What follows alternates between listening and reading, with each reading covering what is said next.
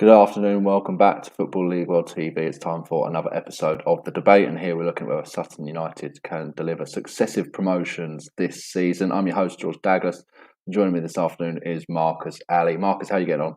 Yeah, very well. Thank you, George. Delighted to be on for this one. I think Sutton's been one of the most romantic stories of the EFL this season. So very pleased and privileged to be on to wax lyrical about them in the next 20 minutes, half hour or so. Yeah, looking forward to this one. Sutton fans, wherever you're watching, do get in touch with across Facebook, YouTube, and Twitter. Let us know what you thought this season so far. Bet you're delighted, and let us know: can you deliver promotion? Will you be a League One side next year? Let's get straight into it.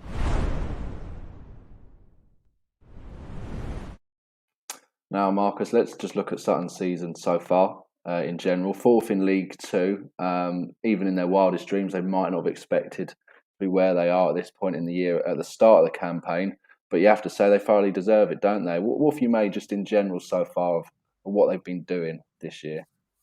Well, it's been a great ride, hasn't it? They did start the season slowly. I think fans would have been a little bit worried that maybe it was going to be a bit of a big jump this season. But then out of nowhere, they seem to win six league games out of seven and push themselves right in amongst the mix in the top seven. And the impressive thing since then is that they've been able to sustain that and they've been able to hang around in that position to get all the way to the January transfer window and just increase the hopes of the neutrals, I think, but also of the supporters that they can achieve back-to-back promotions. They lost on the opening day to Forest Green Rovers with a late goal for Rob Edwards' men.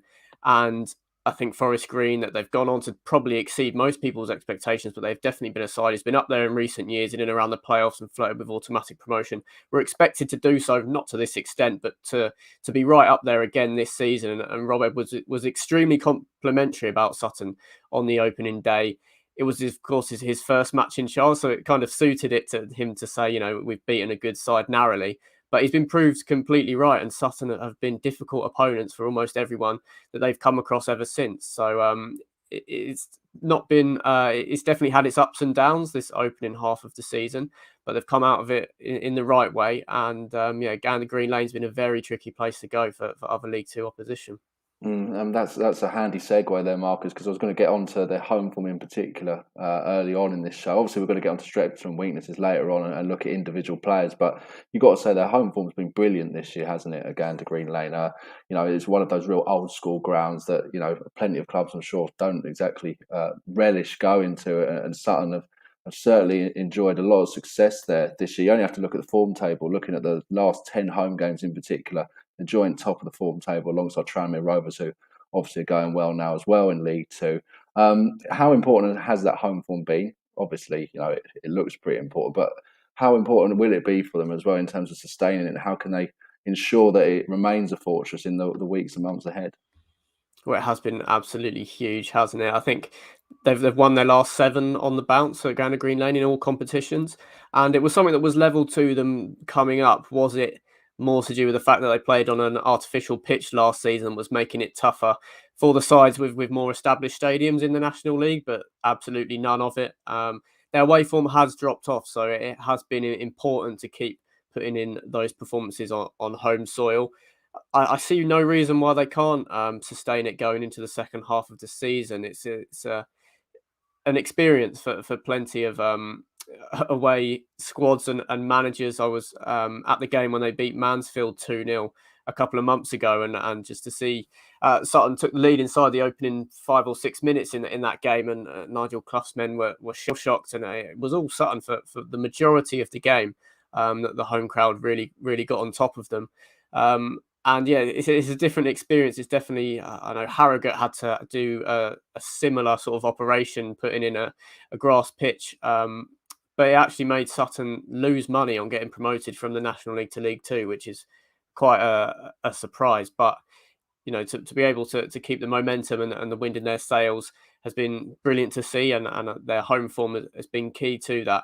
I don't see any sort of exact formula for away sides to go and try and stop a certain player or play a certain style to try and just stifle the opposition with Sutton so strong at home. So I fully expect them to keep it up and for it to be a big reason why they'll be there or thereabouts come the business end of the campaign.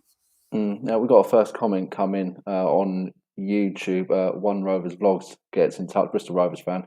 Should be interesting. We've got them away in a few weeks. Obviously, mentioning Sutton's home form is particularly strong. Do you think, Marcus? And this brings us to the next point that we quite often see teams come up from the National League via promotion, obviously, and then they're immediately challenging at the right end of League Two. There's probably a couple of reasons behind that. One of the reasons I might put to you and see what you think about is there just an element of, with Sutton United, let's be honest, a lot of these clubs that have been in League Two won't have known a great deal about them, really. Obviously, they'll have been able to see them a bit in the National League, but in terms of an established League Two side, they've obviously not been that. So they've kind of got that element of surprise, and it seems to have caught out quite a lot of teams, as well as the obvious, momentum they've got coming up from the National League. I'd also say as well, there's probably not a massive gap, is there, really, between the top of the National League now and most of League Two? Yeah, there's probably an argument to say that the access and the way that you can scout your opposition is probably a bit more difficult at those lower level. There's just not as many platforms or as much detail on the kind of side. So for them to spring a surprise, maybe that has gone in their favour a little bit. Although the gap is definitely reducing significantly between the National League and League Two, with it so difficult to almost get relegated from League Two at times. I mean, it sounds harsh to say, but we've seen some extremely poor teams stay up in League Two in recent years with just the two relegation spots.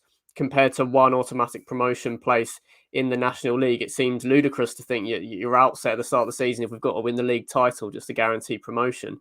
But that, of course, makes it tougher and makes the team that does achieve that eventually go on to be sort of a much more established and better side than they would be if they were able to go up through the playoffs. So a team's never gone down in their first season from League Two after promotion to the National League, and that statistics looks like carrying on for many years to come with how both Sutton and Hartlepool have got on this season. So yeah, I think it's going to be a difficult place to go as One Rovers Vlogs is looking forward to. But yeah, it doesn't surprise me how well Sutton have done. Even Harrogate last season, and we've seen them go again this season. Forest Green came up from the National League not so long ago as well. So the gap is smaller than ever. It's not the case with Sutton, but there are a lot of professional clubs in the National League now. It's becoming more and more professional year on year. Of course, Sutton were semi-pro until very recently. So that, of course, has been able to close that gap a little bit, just having more and more full-time staff and full-time players on board. There's so many ex-League One, League Two, or even higher players in the National League. So they're possibly more ready to make that jump up when they do get the opportunity to do so as well. Let's look at some of the players now then, Marcus, at Sutton. Let's look at some of their strengths, some of their more impressive stars. David Ajiboye is one that sticks out immediately. 6 goals so far this season. Alistair Smith in midfield as well, having a great year. Donovan Wilson. What stands out to me as well, they're all relatively young players, aren't they? All sort of early 20s. None of them are getting on in age, some of their key players, which is obviously a really good sign for Sutton, moving forward, isn't it? Absolutely, yeah. I'm surprised that we haven't seen any sort of high-profile interest in David Ajiboye this month. I do think at 23, he's a great prospect. The one thing that does stand out for him is his pace. It's just absolutely electric and is Mm. very tough to defend against for some League One backlines. But yeah, 6 goals, 1 assist, as you mentioned. He's got the end product to back it up, and he's huge in the way that Sutton play, usually coming in off the right flank. Rob Milsom as well, sort of on the other end of the spectrum, 35 years old, 4 goals and 4 assists this season. He's a specialist left back. He's had to fill in central midfield at times, and I think his experience of playing in the Football League has been huge in helping Sutton acclimatise, a real leader and a bit of a dead ball specialist as well, which Sutton have been strong from set pieces as well. So he's a huge cog in the engine. I think Isaac Alaufe hasn't been as prolific as he was last season with just the 4 goals on loan from Millwall. But it's his intensity, it's his hold-up play, his physicality really occupies defences in League Two, which allows the likes of Ajiboye operating around him to thrive and really cause problems. This is a team that's better playing on the front foot, I think it has to be said. Omar Bugil is another one, a striker who's actually filled in at centre back during their injury crisis in the last month or so. Has been a huge player, 3 goals and 1 assist, but just a player has made the step up really well and just applied himself and looks really at home in League Two, as pretty much that goes for the rest of the squad as well. There's plenty of players that hadn't played a minute of Football League action going into this season, but they've taken to it so well. But yeah, those 3 mainly for me. I think Ajiboye and Milsom holding it all together will be critical in the second half of the season. Potentially Ajiboye will be someone that some clubs will be sniffing a bargain around this month. I suppose that's the good thing for Sutton going forwards. Regardless of if they achieve promotion or not this year, they're definitely going to be a Football League side, aren't they? And as you mentioned, a lot of those players in that squad, particularly some of the younger ones, haven't had much Football League experience. So this is a huge learning curve for them. And so regardless of really what happens this season, any sort of worries about a second season syndrome in the Football League where they suddenly struggle next year should hopefully be negated, shouldn't it? Yeah, I think if they can keep the continuity there, then I don't think they'd have a problem. I think Matt Gray could be someone that if they don't get promoted, a few clubs will be interested in. I'm not sure that Sutton would be able to compete financially, maybe if there's a side that comes down from League One and is looking at someone to help them bounce back straight away. But if they can continue the sort of conveyor belt that they've had this season, I think Gray's rotated the squad, sometimes just shuffling the pack really nice sort of rotation policy, but also due to the injury crisis, he's been able to keep the morale high with every single member of the squad being involved, which is quite important for squad harmony, particularly when you've gone up a league. You don't want some players who were more involved last season not being able to make the step up. So yeah, it's all sort of gone completely according to plan, possibly even exceeded the clubs and Matt Gray's expectations. But yeah, I wouldn't be worried about Sutton at all, to be honest, if they aren't able to achieve promotion this season. So that said, obviously, it's hard to criticise Sutton really this season the way they've been going. But this is the debate, and we need to look at why they might fall short in the promotion race this year. Are there certain weaknesses that you see in the Sutton team at the moment, perhaps need addressing, Marcus? Are there particular areas that you think they should probably be looking to address, particularly with the January window open at the moment as well? I think they could maybe add a little bit more depth in central midfield. Yeah, it's just an area that they could address this month. But defensively, you have to look at it because they're a bottom half side, really trending in terms of their back line. And if their finishing does go on a little bit of a barren run, then that they wouldn't be able to keep it tight at the back to keep getting points on the board. So I think that's definitely the area to prioritise. But yeah, I don't really see that barren run coming with the talents that they've got in the attacking third. I'm not sure what their budget will be. Maybe Matt Gray will have a better knowledge of the sort of non-league market and where to find value within it. Or more of a nous towards that than some other managers at the level. So if they are to bring in some players to strengthen the squad, it wouldn't surprise me if they are to have non-league backgrounds as well, as we see quite often in League Two. So even though they do need to bring players in, I'm not sure they're going to be able to shop in the markets as the other clubs that are around them in the league table.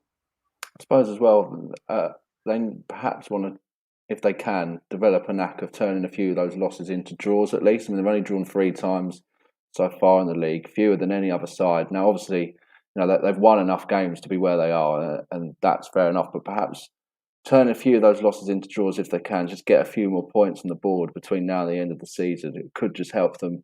The way the League Two picture is looking, obviously Forest Green are well away at the moment, but it's very bunched below them, and every point possibly could count. So just trying to get a few more draws on the board, and obviously adding to those wins as well, could be important for them too, couldn't it?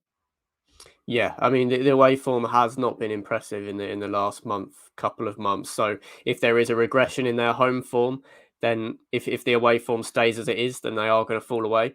So as you mentioned, yeah, it does seem to be sort of when it rains, it pours. When they do let a couple of goals in, they'll end up letting their heads drop a little bit. Maybe there is a little bit of fragility, sort of a lot of these players haven't experienced this intensity of sort of week in, week out, and just the potential reward that could come off the back of these results. So yeah, I think making themselves a little bit more hard to beat on the road could maybe be something that Matt Gray looks to do. They are quite hell for leather, sort of trying to play in other teams' backyards just the way they do in their own, which sometimes doesn't pull off the best results. But I do think they'll be able to. I think there'll be a sort of balancing act. I don't think their home form will be as impressive, but still strong enough to keep them in and around it. And their away form will probably pick up as well. So meet somewhere in the middle compared to the stark contrast that we're seeing at the moment. Let's look at some of the teams that are around them then in the promotion race at the moment. Obviously, Forest Green. I think plenty of people backing them to win the championship at the moment. As it stands, they're still looking pretty strong. Tranmere have really, climbed the table brilliantly. Still not really scoring many goals, but getting wins on the board. And you've got Northampton, who obviously not too long ago were a League One side. Same can be said for Swindon. And then you've got the likes of Port Vale and Newport County making up the playoff places, with teams like Mansfield running on rails at the moment, and obviously Exeter City, who are real playoff seasoned veterans. Marcus, which sides in that pitch? Obviously, 7 teams can have a shot at promotion. 3 go up automatically, and then 4 via the playoffs. Which teams do you think could be the main threat to Sutton's chances this year? Well, it's definitely going to be really exciting. I think Port Vale got some games in hand. They've had an injury crisis as well. I would back Port Vale to definitely get themselves back into the automatic promotion picture moving forward. Newport County as well. Not sure off the top of my head, but if there was a league table that started when James Rowberry came in, I'm sure they'd probably be involved in the top 3 conversation. And then it is quite sort of dangerous looking over your shoulder if you're Sutton at the likes of Exeter, Leyton Orient, Salford City, and Mansfield have won 8 out of their last 9 league games, which is just incredible in League Two. You don't usually see streaks like that. So there definitely will be some interchanging in the playoff places in the coming months. It's just whether Sutton are able to establish the same level of consistency that they have in the first half of the season to keep some of them at bay. But in terms of who would possibly finish the highest and overtake Sutton, I do expect Port Vale definitely to do so. Newport's performance data has remained strong, even though they've lost a few games recently. I think they'll be in and around it. But Vale, I do think, look, a more established side in the promotion race. Have got a really good squad under Darryl Clark, and certain individuals that are possibly a little bit too good for League Two and should be able to stay the course of the season. Tranmere and Northampton Town are a little bit reliant on their defence. I think if they start shipping goals, they might not be able to score them at the rate to keep them in that top 3 picture. So I think Vale would be the main side that I see overtaking Sutton and possibly even pushing Forest Green at some stage. Okay, and I suppose that's kind of adds even more to how impressive the job that Sutton are doing. Is you just look at those teams that are around them. Most of them have been in playoff campaigns pretty recently in League Two, and some of them have obviously only just come down from League One. It just kind of puts a real gloss on, if even more was needed, on what Sutton have done so far this season, doesn't it? Yeah, they are the odd one out in that regard. It's hugely impressive. Obviously, Harrogate were right up there at the start of the season and at points last season, but Sutton are doing even better than they were. I mean, the credit that Simon Weaver's got, it doesn't really feel like Matt Gray has received the same praise when they've been able to sustain it a lot longer than the Sulphurites did last season, and evidently by this stage of this season. So yeah, it's been one of the stories of the EFL this season. I'm very much looking forward to covering how it progresses in the second half of the campaign. It's pretty tough to do it justice, just the level of achievement that they've had. Had some little runs in the FA Cup and the EFL Trophy as well. It's been a real season to remember for Sutton United, and long may it continue. Okay, let's get to our conclusion.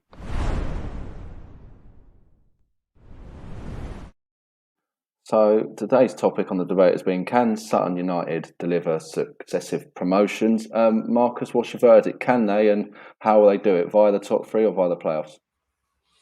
They definitely can do it. I think it's more likely that they do it via the playoffs. I think they definitely fancy themselves at the home leg of a semi-final tie at Gander Green Lane at the moment. I think they're going to come around 6th place, 5th or 6th. Whether that means they have to drop out of the playoffs and then really get going again to break back in, I'm not so sure. I can see them probably hanging around their home form is just so strong, and I think they will be able to continue to lean on that in the second half of the season. You look at the managers in the promotion race. Matt Gray's been at Sutton quite a while now. Obviously, given the ridiculous results he pulled off even last season, where their expectations wasn't for them to be anywhere near the playoff picture in the National League. The amount of buy-in he's got from his players, the talented players that they've got at the top of the pitch that I expect to hopefully remain in place this month, and just the atmosphere around the club and the blend of youth and experience in the squad really stands them in good stead to kick on, and their performance levels have matched those around them. It's not like they're punching above their weight a little bit. Their performances on the pitch suggest that they should be above the likes of Exeter City, Leyton Orient in the league table, and I think they can probably keep them at bay and definitely book a spot in the playoffs.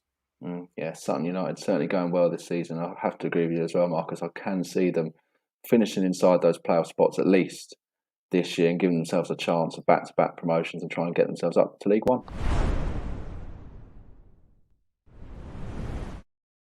That's been the debate on Football League One TV, and that's it for the channel as well for today. We'll be back tomorrow, Friday morning, returns the betting show at 10 a.m. Sam Rourke hosting that one. He's with Billy Mully and Ned Holmes.